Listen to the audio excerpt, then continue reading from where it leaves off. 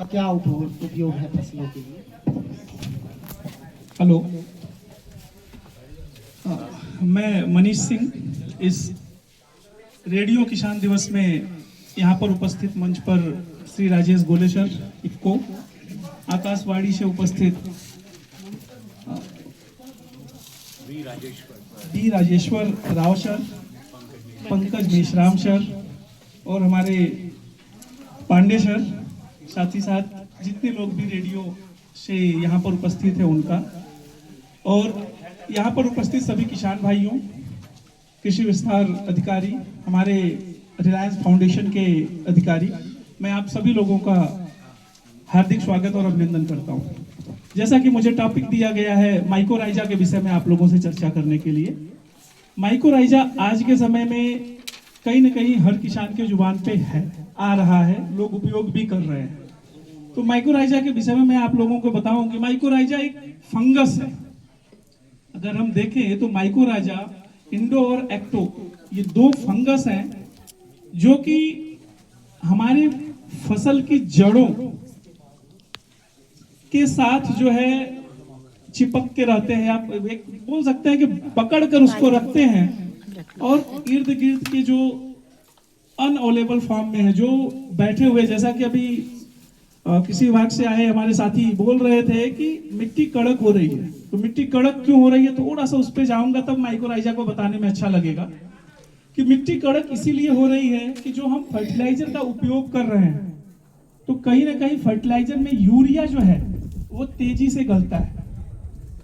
3 से 4 दिन लगता है गल के, वो या तो पौधा उसको ले लेगा, जैसा कि सर ने बताया 40% पौधा उपयोग करता है, 40% पौधा लिया, लेकिन 60% का क्या हुआ, या तो वो वाष्प बन के उड़ गया, या तो वो लीच होके जमीन के नीचे एक सतह होती है जहां जो है कि हमारी फसल जो है उसकी जड़ वहां तक नहीं जा पाती, वहां पे जाके वो बैठता है। और अगर हम बात करें फास्फोरस और पोटाश की, तो वो अपने से हिलकर कहीं जाएगा नहीं, वो जहां पे गिरा वहीं पे रहेगा। पौधे को लेना है तो अपने रूट्स को बढ़ा के वहां तक, जड़ों को बढ़ाकर वहां तक आए और वहां से उनको ले, नहीं तो उनको कोई जरूरत नहीं है कि वो जड़ तक जाए। तो वो भी क्या होता है कि पौधा जब जो लिया नहीं लिया तो वो उसी मिट्टी में रह जाते हैं, बाद में लीच होके, वो वाष्प तो नहीं होते बट लीच होके एक सतह पे जाके बैठ जाते हैं, लेयर बनाते हैं, जिससे कि डे बाय डे मिट्टी कड़क होती जाती है। अब माइकोराइजा की बात हम करें, इंडो और एक्टो। इंडो जैसा कि नाम से ही है कि वो जो भी फसल हो उसके जड़ों के अंदर साइड में जाता है। एक्टो बाहर साइड में रहता है और कॉलोनी डेवलप करता है। कॉलोनी इन द सेंस की एक जाल टाइप का बनाता है जड़ों के बगल में, और जड़ों से लगभग 2-4 इंच 5 इंच के सराउंडिंग तक वो जाल बनाता है, जिससे कि जो फर्टिलाइजर पहले से भी उसमें पड़े हैं, या जो फर्टिलाइजर आप उनको डाल रहे हैं, उसको प्लांट जैसा आप डालते हैं वैसा तो लेता नहीं है, उसको अवेलेबल फॉर्म में, पौधा जिस रूप में लेता है उस रूप में बना के उस जाल के थ्रू लाके जड़ तक देता है। इंडो जो जड़ के अंदर है वो उसको अंदर खींचता है, और जितना पौधों की जरूरत है उतना वो देते रहता है। तो ये इंडो और एक्टो माइकोराइजा का जो है काम है। इससे क्या होता है कि जो आपकी मिट्टी कड़क है, वो जो कड़क मिट्टी है उसमें भी जो अनअवेलेबल फॉर्म में फर्टिलाइजर्स है उसको अवेलेबल फॉर्म में बनाता है। अगर आप कहीं भी माइकोराइजा का उपयोग करते हैं तो लगभग 15 से 20% आप फर्टिलाइजर कम कर सकते हैं। जो भी आप करंट में फर्टिलाइजर देंगे, यूरिया दे या डीएपी दे, कुछ भी दे, वो 15 से 20% आप कम कर दीजिए।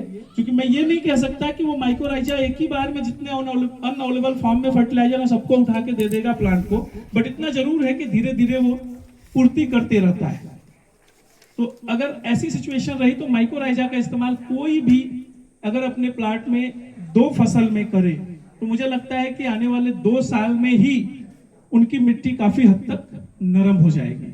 और ये कैसे पता चलेगा, जब आपके खेत में रोटावेटर या फिर जो ट्रैक्टर चलता है ना, जब उसकी जुताई होती है तो आज के डेट में 6 इंच से ज्यादा होती नहीं है। तो 2 साल बाद जहां पे आप दोनों फसल में माइकोराइजा यूज करेंगे वहां पे वो नरम हो जाएगी। या फिर जब आप खेत में घुसते हैं तो आपका पैर ज्यादा घुसेगा। तो शार्ट में कहने की बात रही है तो इतना ही। बाकी तो इसके विषय में चर्चा करें तो लगभग 1 घंटा आराम से जा सकता है अगर हम डिटेल में चर्चा करें तो। बाकी आप सभी किसान भाइयों का कुछ प्रश्न हो तो वो जरूर पूछ सकते हैं, या किसी का भी कोई प्रश्न। माइक्रोराइजर सर धान बोने के बाद डाल सकते हैं। एकदम सही बोले भाई। दो चीजों का मुझे था कि न डोज मैंने बताया, ना मैंने किस समय उपयोग करना वो बताया। कोई पूछता है कि नहीं पूछता है। इससे क्या होता है ना कि जो लोग श्रोतागण है उनका समझ में आता है कि कितने अच्छे तरीके से सुन रहे हैं या नहीं सुन रहे हैं। मैं अगर सारी चीजें बता दूंगा तो ये होगा कि कोई मतलब ही नहीं है, सुने सुने नहीं सुने तो भी। तो आपका बहुत अच्छा प्रश्न है।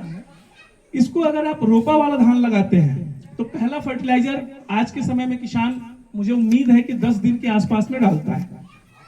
10 दिन के आसपास। बहुत कम ही किसान ऐसे हैं जो कि 18 से 20 दिन में डालते हैं, नहीं तो मैक्सिमम किसान 10 से 15 दिन में डालते हैं। तो आप 10 से 15 दिन में ही इसका उपयोग करिए। इसका उपयोग आप यूरिया और डीएपी के साथ कर सकते हैं, बट किसी कीटनाशक दानेदार के साथ करने में थोड़ा सा आप संकोच करिए। अगर नहीं कर सकते तो मैं बोल रहा हूं कि आपने ट्रांसप्लांटिंग किया, 1 सप्ताह बाद रेत लीजिए, 2-4 घमेला जितने में 1 एकड़ आप डाल सकते हैं उसी में मिलाइए और छिट्टा लगा दीजिए। ये आप कर सकते हैं। और सेकंड, इसका डोज जो है वो 4 केजी है। जो ग्रेनुलर माइक्रोराइजा है वो 4 किलो उसका डोज है। और ये पाउडर फॉर्म में भी आता है माइक्रोराइजा। जो लोग ड्रिप वाली खेती करते होंगे वो पाउडर फॉर्म में भी आता है। उसका 200 ग्राम से लेके 400 ग्राम तक का डोज है उसका माइक्रोराइजा का, ड्रिप इरिगेशन के थ्रू। आप जो 4 किलो वाला ग्रेनुलर माइक्रोराइजा है, आप चाहे तो उसका भी उपयोग ड्रिप में कर सकते हैं, बट थोड़ा सा आपको उस पर काम करना पड़ेगा कि उसको डुबा के रखिए, रात भर डुबा के रखिए, उसको घोलिए, जितना घुल गया उसको फिर छानिए, छानने के बाद आप उसको ड्रिप में उपयोग कर सकते हैं। नहीं तो पता चला कि आपका ड्रिप भी चोक हो सकता है। तो इतना ही। बाकी और कुछ जानना चाहते हैं आप लोग तो जरूर। सर, जैसे मिट्टी परीक्षण वगैरह कराते हैं तो इसका कुछ इफेक्ट मिलता है क्या उसमें? बहुत अच्छा इफेक्ट मिलता है। मैंने बोला ना कि इस पे बात करना हो तो घंटे भर बात कर सकते हैं हम। एक्चुअली क्या होता है कि मिट्टी की संरचना को ये सुधारता है। अगर जो फर्टिलाइजर अगर आपके खेत में जो बैठा हुआ है, जो अनअवेलेबल फार्म में है, जो किसी उपयोग में नहीं है, अगर वो उपयोग में आता है और उसमें मतलब कम बैठा रहेगा तो आपकी सॉइल टेक्सचर जो है, पूरा टेक्सचर जो है कि चेंज हो जाता है।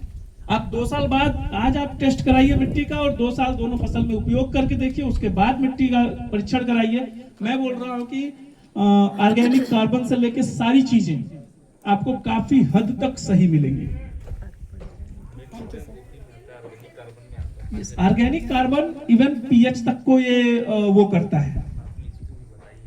अच्छा, छूट रहा है, मेरे भी छूट गया। ठीक है। जो कि गोले सर का विषय था वो बोल रहे थे, ये लिक्विड कंसोर्टिया है।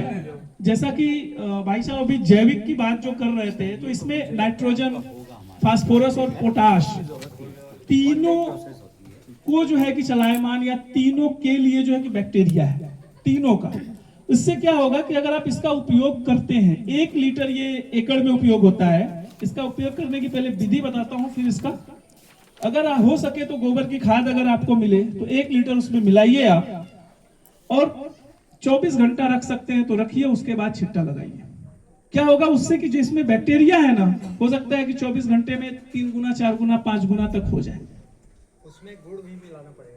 और नहीं, वो डीकम्पोजर के लिए, इसमें गुड़ नहीं मिलाना है। ये सिर्फ बैक्टीरिया के लिए है। अगर गोबर के खाद से करते हैं तो ज्यादा अच्छी बात है। नहीं तो आप इसका चाहे तो इसमें होल करके आप छेद बना के आप खेत में जो है कि छिड़क भी सकते हैं, डायरेक्ट कर सकते हैं, वो भी कर सकते हैं। बट गोबर में इसलिए मैंने बोला कि इसके बैक्टीरिया जो है 2 से 3 गुना हो जाएंगे, तो और फायदा करेंगे। नमी युक्त होना चाहिए खेत, एकदम सही बोले। खेत तो नमी युक्त नहीं रहेगा तो काम, इसके लिए जब आप टिपकारी लगाएंगे होल करके तो आपके खेत में पानी खड़ा होना चाहिए। पानी खड़ा नहीं है, सिर्फ नमी है तो भी काम नहीं करेगा अच्छे से। या तो काम करेगा तो थोड़ा समय लेगा एक जगह से दूसरी जगह तक पहुंचने के लिए। ठीक है। तो यहाँ पे चारों तरफ धान की खेती होता है, तो धान के हिसाब से बता रहे हैं, ऐसा हो गया है। वैसी आदत पड़ गया बताने का। धान बंद करना पड़ेगा, जीना है। एकदम सही बोल रहे हैं। क्रॉप रोटेशन अगर आप लोग अपना ले तो बहुत अच्छा हो जाएगा। मैं देख रहा हूँ कि आज के समय में गेहूं का भी रकबा बढ़ रहा है छत्तीसगढ़ में। अगर मैं पिछले 5 साल पहले की बात करूं और आज करूं, शासन स्तर पे बंद कर देना चाहिए, अनुबंध लगाना चाहिए कि अब धान मतलब ना पानी किस प्रकार के दोहन हो रहा है ना, पानी कमी पड़ रहा है, गांव में जाके देखो हैंडपंप जो सरकार वही सरकार जो सरकार की योजना है, जैसा कि बैठे हुए हैं भाई साहब, ये जरूर क्लियर करेंगे। बनेगा सर, आदमी मर जाएंगे तो सरकार कौन बनाएगा? देखो वही बोला ना, लालच। सोचने वाला नहीं है ये विषय, छोड़ दो। सरकार कभी नहीं सोचेगा किसान के बारे में। हाँ तो अपने सोचना पड़ेगा। सोचना पड़ेगा। वो क्या सोचेगा? थोड़ा सा जो है चर्चा हो जाए उसमें जरूर चर्चा करेंगे, ठीक है ना। तो ये जो लिक्विड कंसोर्टिया है, अगर आप इसका उपयोग करते हैं ना, तो जो चीज मैंने माइक्रोराइजा को लेकर बताया सेम चीज है। ये नाइट्रोजन, फास्फोरस, पोटास, ये तीनों का जो हमारे मिट्टी में अनअवेलेबल फॉर्म में पड़ा हुआ है, अनुपयोग फॉर्म में पड़ा हुआ है, इसको ये चाल चाल के जो है उपयोग फॉर्म में बना के प्लांट को देगी। माइक्रोराइजा क्या करता है कि हर एक न्यूट्रिएंट्स को देता है, अगर जिंक भी बैठा है उसको भी देगा, दूर है, क्योंकि वो कॉलोनी डेवलप करता है। इसमें क्या है, ऑलरेडी बैक्टीरिया है, वो फंगस है, ये बैक्टीरिया है। तो ये भी आपके खेत की संरचना सुधारने में बहुत मदद करेगा, इतना मैं श्योर हूं। अगर 2 से 3 फसल में किसी ने, मैंने उसके लिए 2 साल बोला और दोनों फसल में बोला, इसके लिए मैं बोल रहा हूं कि 1 से 1.5 साल, मतलब 2 से 3 फसल, कोई भी फसल ले लीजिए, अगर इसको आप उपयोग करते हैं तो, या फिर कोई कंटिन्यू जैसे वेजिटेबल क्रॉप लेते हैं, तो मुझे उम्मीद है कि आप अगर हर तीसरे महीने इसका उपयोग कर लेते हैं तो विद इन ईयर, साल भर के अंदर आपको उसके टेक्सचर में काफी चेंजेस मिलेगा, मिट्टी की संरचना। मिट्टी चिपचिपी हो जाएगी, लड्डू बनने लगेंगे। तो धन्यवाद। और भी कुछ जानना चाहते हैं तो थैंक यू।